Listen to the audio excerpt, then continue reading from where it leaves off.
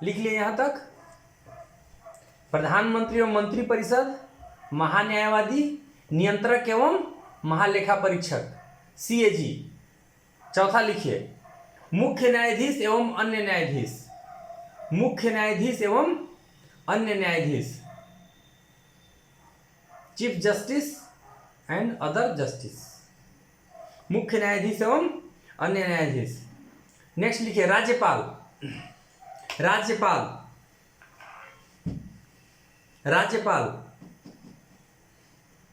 उसके नीचे लिखिए वित्त आयोग, वित्त आयोग के अध्यक्ष एवं सदस्य, वित्त आयोग के अध्यक्ष एवं सदस्य।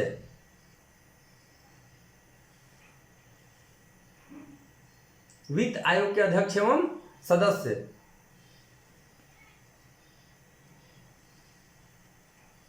संघ लोक सेवा आयोग के अध्यक्ष एवं सदस्य, संघ लोक सेवा आयोग के अध्यक्ष एवं सदस्य।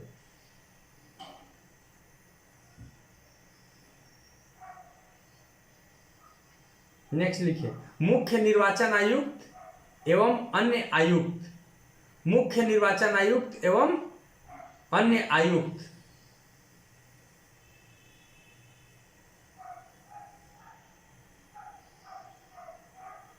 और जितने भी कमीशन होते हैं जैसे ST commission, SC commission, minority commission, सबके अध्यक्ष एवं सदस्य को राष्ट्रपति ही नियुक्त करते हैं।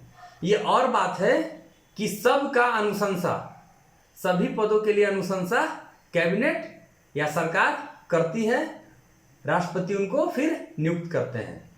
ओके, नेक्स्ट लिखिए। यहां तक कंप्लीट हो गया सभी का। नेक्स्ट लिखिए विधायी शक्तियां, विधायी शक्तियां, लेजिस्लेटिव पावर, विधायी शक्तियां, विधायी शक्तियां, लेजिस्लेटिव पावर।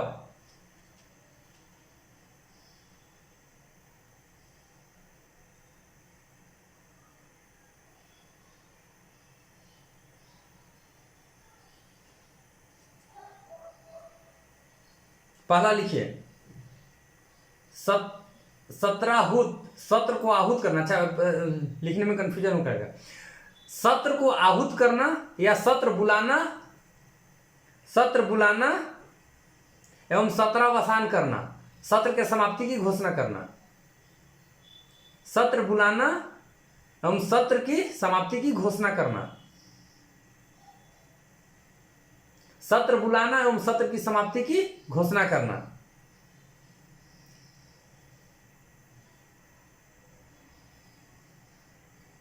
दूसरा लिखिए प्रधानमंत्री की सलाह पर लोकसभा को भंग करना, प्रधानमंत्री की सलाह पर लोकसभा को भंग करना, प्रधानमंत्री की सलाह पर लोकसभा को भंग करना।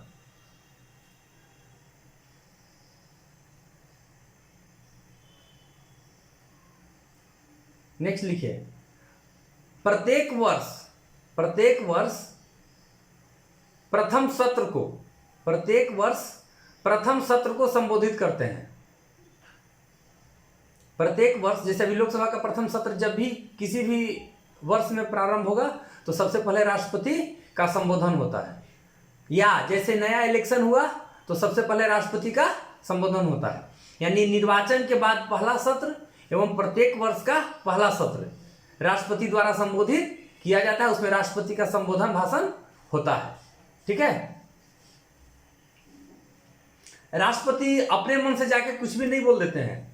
राष्ट्रपति का भाषण जो होता है वो कैबिनेट तैयार करके देता है, यानी राष्ट्रपति के भाषण में कैबिनेट यानी सरकार की उपलब्धियां ही अधिकांशतः रहती हैं।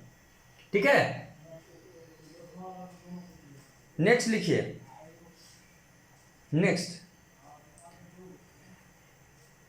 बजट रखवाते हैं, जैसे धन विधेयक, धन विधेयक राष्ट्रपति के पूर्व अनुमति से ही सदन के पटल पर रखा जाता है। ठीक है, धन विधेयक राष्ट्रपति के पूर्व अनुमति से ही सदन के पटल पे रखा जाता है। धन विधेयक राष्ट्रपति के पूर्व अनुमति से ही सदन के पटल पे रखा जाता है।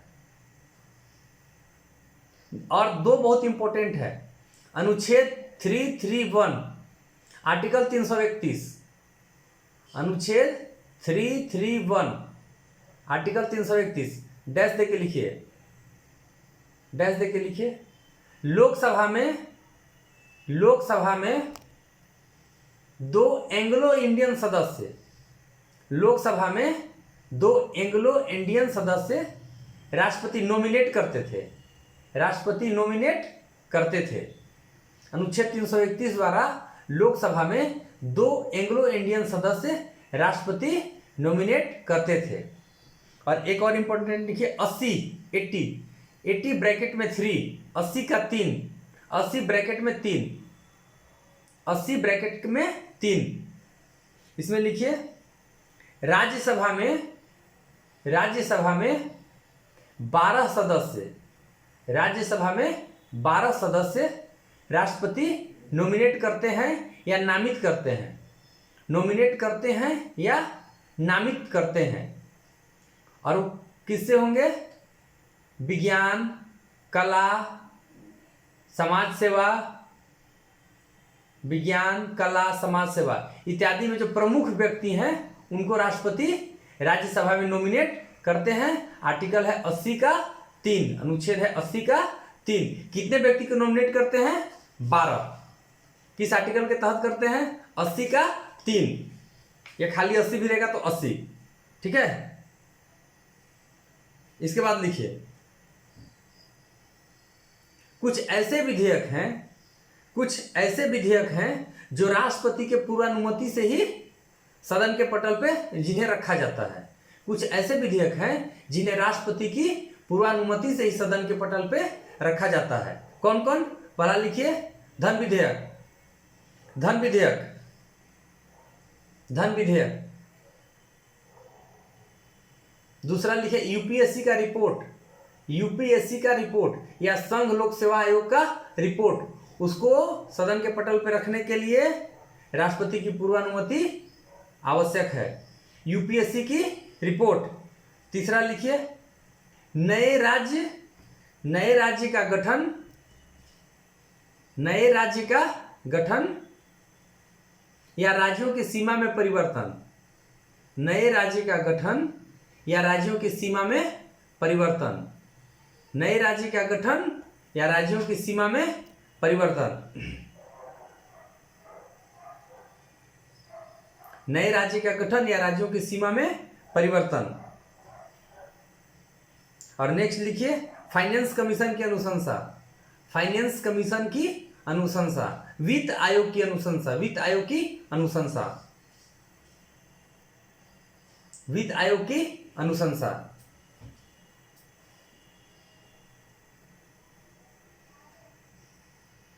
कल मैंने बताया था ना आर्टिकल 1, 2, 3 अध्यादेश की शक्ति, ये बहुत इंपॉर्टेंट है। आर्टिकल 1, 2, 3 अध्यादेश की शक्ति।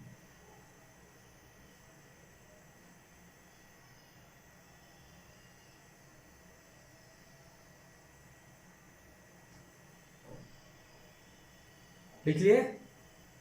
यदि कोई विधेयक, लिखने की जरूरत नहीं, मैं बस आपको समझा दे रहा हूं। यदि कोई विधेयक राष्ट्रपति के पास आता है तो राष्ट्रपति उसे एक्सेप्ट कर सकते हैं, एक्सेप्ट कर सकते हैं, रिजेक्ट नहीं कर सकते, पुनर्विचार के लिए वापस कर सकते हैं, पुनर्विचार के लिए वापस कर सकते हैं। राष्ट्रपति को वीटो शक्ति मिला हुआ है, राष्ट्रपति किसी विधेयक को रोक सकते हैं, ठीक है। इसको पॉकेट वीटो कर दिया, जब वीटो पढ़ाऊंगा उसमें बता दूंगा। नेक्स्ट लिखिए फाइनेंशियल शक्ति, फाइनेंशियल पावर, वित्तीय शक्तियां, वित्तीय शक्तियां, वित्तीय शक्तियां। इसमें नीचे लिखिए, अभी जस्ट मैंने बताया आपको कि मनी बिल और फाइनेंस बिल जो है वो राष्ट्रपति की पूर्वानुमति से ही लोकसभा में प्रस्तुत किया जा सकता है। धन विधेयक, धन विधेयक को राष्ट्रपति की पूर्वानुमति से ही लोकसभा में प्रस्तुत किया जा सकता है। ये वित्तीय शक्तियां हैं। सदन में बजट रखवाते हैं, सदन में बजट रखवाते हैं, सदन में बजट रखवाते हैं। और बहुत इंपॉर्टेंट एक और फैक्ट है आकस्मिक निधि, राष्ट्रपति के पास आकस्मिक निधि होती है। राष्ट्रपति के पास आकस्मिक निधि होती है। ब्रैकेट में इसका आर्टिकल लिख लीजिए 267। राष्ट्रपति के पास आकस्मिक निधि होती है, ब्रैकेट में लिख लीजिए 267, आर्टिकल 267 है। अच्छा, मैंने आपको बताया था अभी राष्ट्रपति का वेतन। राष्ट्रपति को वेतन कितना मिलता है? 5 लाख। कहां से मिलता है? ये इंपॉर्टेंट है, भारत की संचित निधि से। भारत के राष्ट्रपति को वेतन जहां 5 लाख लिखे होंगे ना, उसी के ब्रैकेट में लिख लीजिए भारत की संचित निधि से। अभी आकस्मिक निधि आया तो याद आया, भारत की संचित निधि से राष्ट्रपति को वेतन कहां से मिलता है? भारत की संचित निधि से। ठीक है,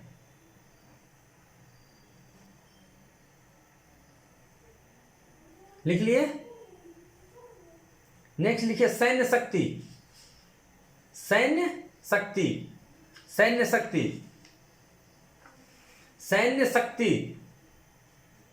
पहला, राष्ट्रपति तीनों सेनाओं का, राष्ट्रपति तीनों सेनाओं का सर्वोच्च कमांडर होता है।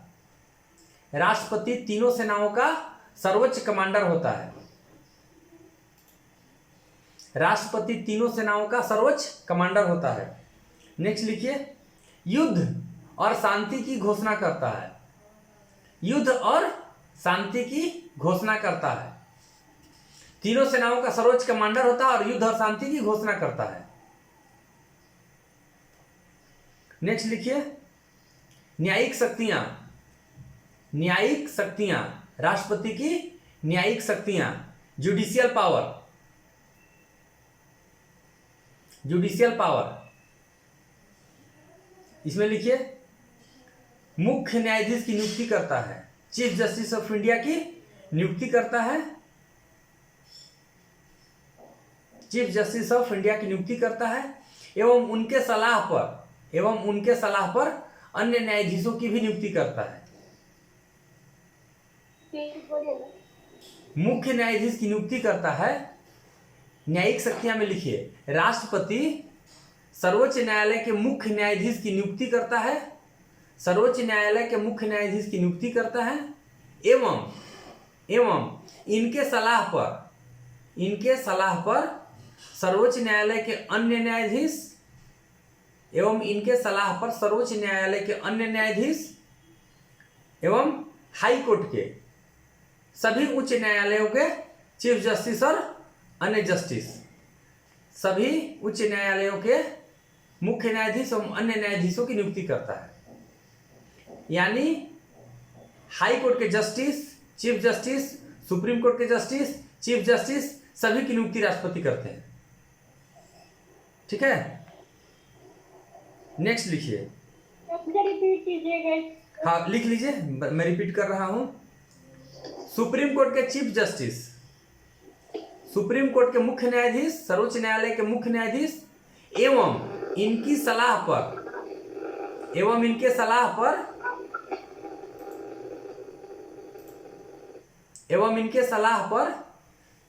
सर्वोच्च न्यायालय के अन्य न्यायाधीश, सभी उच्च न्यायालयों के मुख्य न्यायाधीश एवं अन्य न्यायाधीश, सभी उच्च न्यायालयों के मुख्य न्यायाधीश एवं अन्य न्यायाधीश, इन सभी की नियुक्ति राष्ट्रपति करते हैं। एक और बहुत इंपॉर्टेंट फैक्ट है, लिखिए अनुच्छेद 143 आर्टिकल 143, अनुच्छेद 143 आर्टिकल 143 लिख लिए। सर्वोच्च न्यायालय से परामर्श मांगने की राष्ट्रपति की शक्ति। सर्वोच्च न्यायालय से परामर्श या सुझाव मांगने की राष्ट्रपति की शक्ति।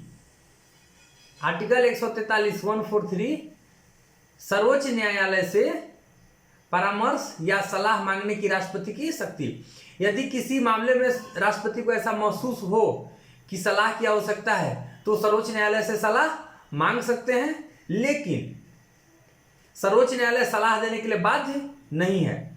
सर्वोच्च न्यायालय यदि चाहे तो राष्ट्रपति को सलाह दे सकती है और यदि नहीं चाहे तो बाध्य नहीं है कि राष्ट्रपति जी ने सलाह मांगा है तो मुझे देना ही है। आर्टिकल 143 सर्वोच्च न्यायालय से परामर्श मांगने की राष्ट्रपति की शक्ति, लेकिन सर्वोच्च न्यायालय परामर्श देने के लिए बाध्य नहीं है।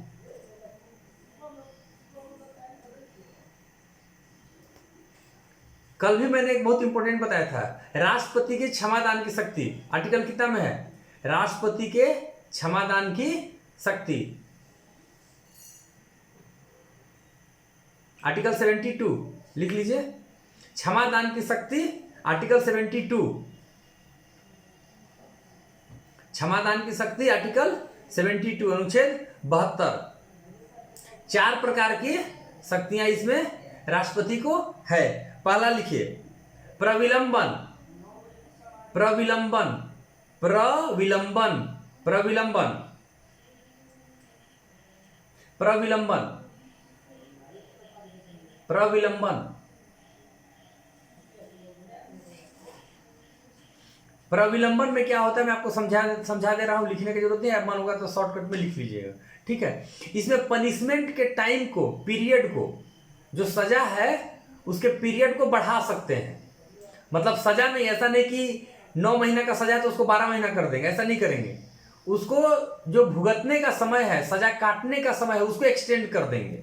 किस परिस्थिति में? सपोज करिए, ऐसे मैं आपको समझा रहा हूं, यदि कोई महिला है वो प्रेग्नेंट है, उसको मृत्यु दंड मिला हुआ है, तो उसको मृत्यु दंड का जो डेट है उसको एक्सटेंड कर सकते हैं, उसको एक्सटेंड कर सकते हैं, ठीक है। ये अधिकांशतः मृत्यु दंड की स्थिति में ही, मतलब आप समझिए कि मृत्यु दंड को अस्थायी रूप से, अस्थायी रूप से नहीं, अस्थायी रूप से निलंबित कर सकते हैं, सस्पेंड कर सकते हैं, एक्सटेंड कर सकते हैं, ठीक है। प्रविलंबन में क्या है?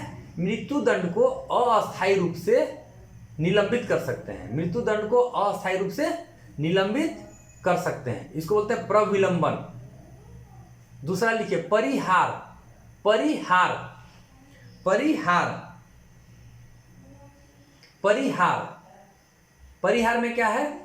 नेचर ऑफ क्राइम को चेंज नहीं कर सकते हैं, नेचर ऑफ क्राइम को चेंज नहीं कर सकते हैं, सिर्फ पनिशमेंट पीरियड को कम कर सकते हैं। जैसे फिर से मैं इसको सरल भाषा में बता दे रहा हूं, सजा की प्रकृति में बदलाव नहीं कर सकते हैं, सजा की प्रकृति में बदलाव नहीं कर सकते हैं, मात्रा को कम कर सकते हैं, मात्रा को कम कर सकते हैं। यदि किसी को आजीवन कारावास, यदि किसी को 20 वर्ष सश्रम कारावास मिला है, 20 वर्ष सश्रम कारावास मिला है, तो उसको 15 वर्ष कर सकते हैं, 15 वर्ष सश्रम कारावास, यानी प्रकृति चेंज नहीं किए, अवधि को, टाइमिंग को कम कर दिए। ये हुआ परिहार। नेक्स्ट लिखिए लघुकरण, लघुकरण, लघुकरण, लघुकरण, इसमें लिखिए दंड की कठोरता को कम कर सकते हैं, दंड की कठोरता को कम कर सकते हैं, सजा की अवधि को कम कर सकते हैं। लघुकरण में लघु, लघु का मतलब ही होता है छोटा, लघुकरण छोटा करना, सजा की प्रकृति या दंड की कठोरता को कम कर सकते हैं। नेक्स्ट लिखिए विराम, विराम, विराम, विराम, किसी विशेष कारण से, किसी विशेष कारण से दंड की मात्रा को कम कर सकते हैं, किसी विशेष कारण से दंड की मात्रा को कम कर सकते हैं। इतना डीप में आपसे जब क्वालिफाइंग पेपर है तो नहीं पूछेगा, सिर्फ ये पूछेगा, पूछ सकता है कि प्रविलंबन, परिहार, विराम, लघुकरण, इन चारों को याद रखिएगा। इसमें से कोई 3 दे देगा, एक दूसरा दे देगा, इसमें से कौन राष्ट्रपति के क्षमादान की शक्ति नहीं है, वही आपको चुनना है, ठीक है। नेक्स्ट लिखिए आपातकालीन शक्तियां, आपातकालीन शक्तियां, इमरजेंसी पावर, आपातकालीन शक्तियां, इमरजेंसी पावर, इमरजेंसी पावर।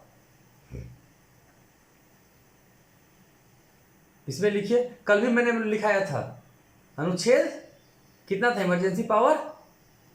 352 से 360, 352 to 360। आपातकालीन शक्तियां, इसमें लिखिए पहला 352, अनुच्छेद 352, अनुच्छेद 352, 352 राष्ट्रीय आपातकाल, डैश देके दाहिनी तरफ लिखिए राष्ट्रीय आपातकाल, अनुच्छेद 352 राष्ट्रीय आपातकाल। उसके नीचे लिखिए 356 आर्टिकल 356 राष्ट्रपति शासन, राज्यों में राष्ट्रपति शासन, अनुच्छेद 356 राज्यों में राष्ट्रपति शासन। फिर लिखिए अनुच्छेद 360 360, अनुच्छेद 360 360, ये क्या है? वित्तीय आपातकाल, वित्तीय आपातकाल, अनुच्छेद 360 वित्तीय आपातकाल। भारत में, ये लिखिए मत, मैं आपको समझा दे रहा हूं, भारत में अभी तक 3 बार राष्ट्रीय आपातकाल लग चुका है। भारत में अब तक 3 बार राष्ट्रीय आपातकाल लग चुका है, जबकि वित्तीय आपातकाल एक बार भी नहीं लगा है। भारत में वित्तीय आपातकाल एक बार भी नहीं लगा है। ठीक है, एक बार और मैंने बताया था लास्ट क्लास में कि किस किस आधार पे राष्ट्रीय आपातकाल लगता है। ठीक है, नेक्स्ट लिखिए।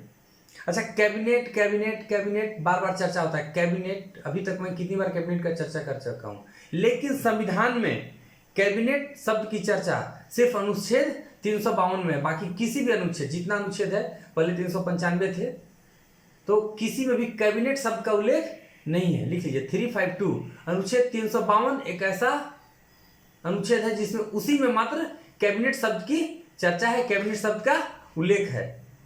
ठीक है, अनुच्छेद 352 में कैबिनेट शब्द का उल्लेख है। राष्ट्रीय आपातकाल मैं कल भी बताया था कि 3 बार लगा था। अभी तक भारत में राष्ट्रीय आपातकाल 3 बार लग चुका है। कब कब? लिखिए, पहला 29 अक्टूबर 1962, 29 अक्टूबर 1962, या डेट मत लिखिए, सिर्फ 1962 लिख लीजिए। 1962 इंडो चाइना वार, जब भारत और चाइना का युद्ध हो रहा था तब, Indo China war, Indo China war, Bharat चीन युद्ध 1962। उसमें प्रधानमंत्री कौन थे? जवाहरलाल नेहरू, प्रधानमंत्री जवाहरलाल नेहरू और राष्ट्रपति एस राधाकृष्णन। प्रधानमंत्री जवाहरलाल नेहरू, राष्ट्रपति एस राधाकृष्णन। 1962 भारत चीन युद्ध, प्रधानमंत्री जवाहरलाल नेहरू, राष्ट्रपति एस राधाकृष्णन। नेक्स्ट लिखिए 3 दिसंबर 1971, 3 दिसंबर 1971, आप सिर्फ 1971 भी लिख सकते हैं, 1971, 3 दिसंबर 1971 भारत पाक युद्ध, इंडो पाक वार, भारत पाकिस्तान का युद्ध जिसमें बांग्लादेश अलग हुआ था। उसमें प्रधानमंत्री इंदिरा गांधी, प्रधानमंत्री इंदिरा गांधी और राष्ट्रपति वीवी गिरी, राष्ट्रपति वीवी गिरी। 1962 भारत चाइना युद्ध, 1971 भारत पाकिस्तान का युद्ध, 1971 भारत पाकिस्तान का युद्ध लिख लिए। 1962 इंडो चाइना वार और 1971 इंडो पाक वार, दोनों समय राष्ट्रीय आपातकाल लगा था। तीसरा लिखिए 25 जून 1975, 25 जून 1975 आंतरिक अशांति, आंतरिक अशांति को कारण बनाकर तत्कालीन प्रधानमंत्री श्रीमती इंदिरा गांधी ने आपातकाल लगाया था और जितने उनके विरोधी नेता थे सभी को पकड़ पकड़ के जेल में डाल दिया गया था।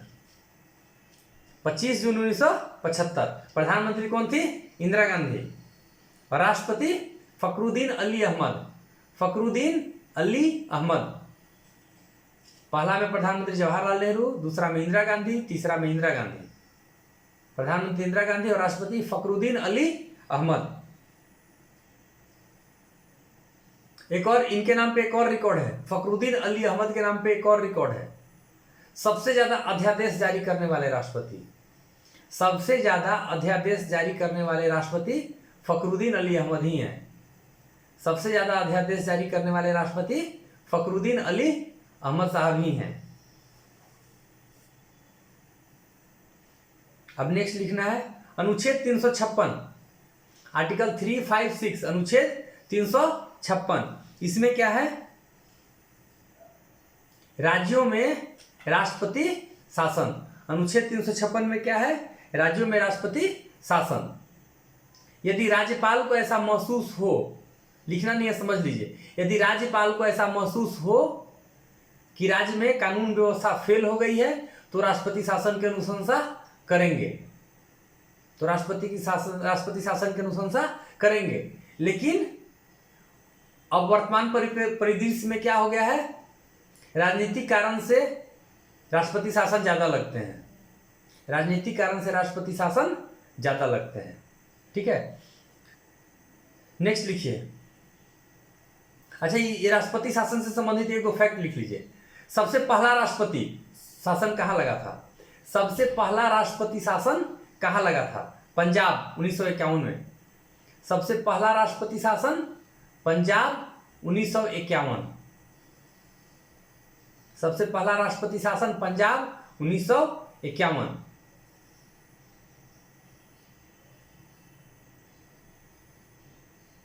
और आर्टिकल 360 अनुच्छेद 360 वित्तीय आपातकाल, वित्तीय आपातकाल इसमें लिख लीजिए। अभी तक भारत में कभी भी वित्तीय आपातकाल नहीं लगा है, अभी तक भारत में कभी भी वित्तीय आपातकाल नहीं लगा है। ठीक है, राष्ट्रपति से संबंधित एक दो फैक्ट, ये राष्ट्रपति की शक्तियां जो है सो समाप्त हो गई। अब राष्ट्रपति से संबंधित एक दो फैक्ट है जो कल छूट गए थे, वो आप फटाफट लिख लीजिए। ठीक है, सबसे कम उम्र के राष्ट्रपति, सबसे कम उम्र के राष्ट्रपति नीलम संजीव रेड्डी। सबसे कम उम्र के राष्ट्रपति नीलम संजीव रेड्डी। सबसे कम उम्र के राष्ट्रपति नीलम संजीव रेड्डी। और सबसे अधिक उम्र के राष्ट्रपति आर वेंकट रमन। सबसे अधिक उम्र के राष्ट्रपति आर वेंकट रमन। सबसे कम उम्र के राष्ट्रपति नीलम संजीव रेड्डी। सबसे अधिक उम्र के राष्ट्रपति आर वेंकट रमन। कल भी मैंने बताया था निर्विरोध चुने गए राष्ट्रपति नीलम संजीव रेड्डी। द्वितीय फेज की गणना वाले राष्ट्रपति वीवी गिरी। ये सब कल लिखाया हुआ है। नेक्स्ट लिखिए। सबसे कम समय तक, सबसे कम समय तक कार्यवाहक राष्ट्रपति, सबसे कम समय तक कार्यवाहक राष्ट्रपति मोहम्मद हिदायतुल्लाह। मोहम्मद हिदायतुल्लाह। सबसे कम समय तक कार्यवाहक राष्ट्रपति मोहम्मद हिदायतुल्लाह। सबसे अधिक समय तक कार्यवाहक राष्ट्रपति, सबसे अधिक समय तक कार्यवाहक राष्ट्रपति BD Jatti. BD Jatti, BD Jatti. सबसे कम समय तक राष्ट्रपति, सबसे, सर इससे पहले क्या बोले सर? इससे पहले बोले थे सबसे ज्यादा समय तक कार्यवाहक राष्ट्रपति, सबसे ज्यादा समय तक कार्यवाहक राष्ट्रपति बीडी जत्ती। बीडी जत्ती। और सबसे कम समय तक कार्यवाहक राष्ट्रपति मोहम्मद हिदायतुल्लाह। सबसे अधिक समय तक कार्यवाहक राष्ट्रपति बीडी जत्ती। और सबसे कम समय तक राष्ट्रपति, मतलब किस राष्ट्रपति का कार्यकाल सबसे कम रहा? सबसे कम समय तक राष्ट्रपति डॉक्टर जाकिर हुसैन। डॉक्टर जाकिर हुसैन। सबसे कम समय तक राष्ट्रपति डॉक्टर जाकिर हुसैन। और सबसे अधिक समय तक राष्ट्रपति राजेंद्र प्रसाद। सबसे अधिक समय तक राष्ट्रपति डॉक्टर राजेंद्र प्रसाद।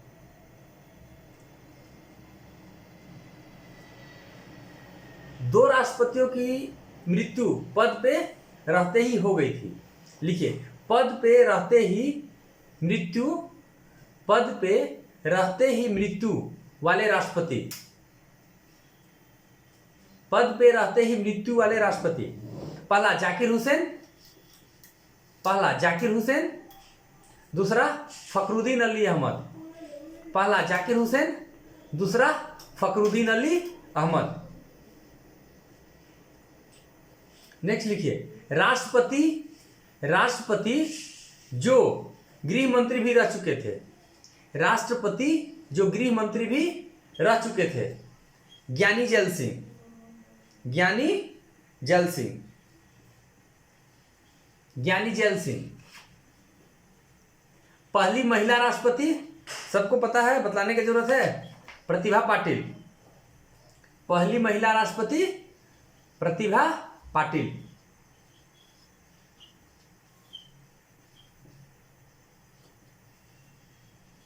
वर्तमान में राष्ट्रपति लिखाना नहीं है ना? द्रौपदी मुर्मू। हाँ, द्रौपदी मुर्मू। ठीक है, कहाँ की हैं? इसके पहले कहाँ की राज्यपाल थी? झारखंड। मूल रूप से कहाँ की रहने वाली हैं? उड़ीसा। हाँ, ठीक ठीक है। आज का क्लास आज यहीं पे खत्म कर रहा हूँ। कल फिर राष्ट्रपति अब खत्म हो गया, राष्ट्रपति में कुछ बचा हुआ नहीं है, अब उपराष्ट्रपति कल से बताऊंगा। ठीक है, यस सर। ठीक है okay, good night, take care, sir. Welcome welcome.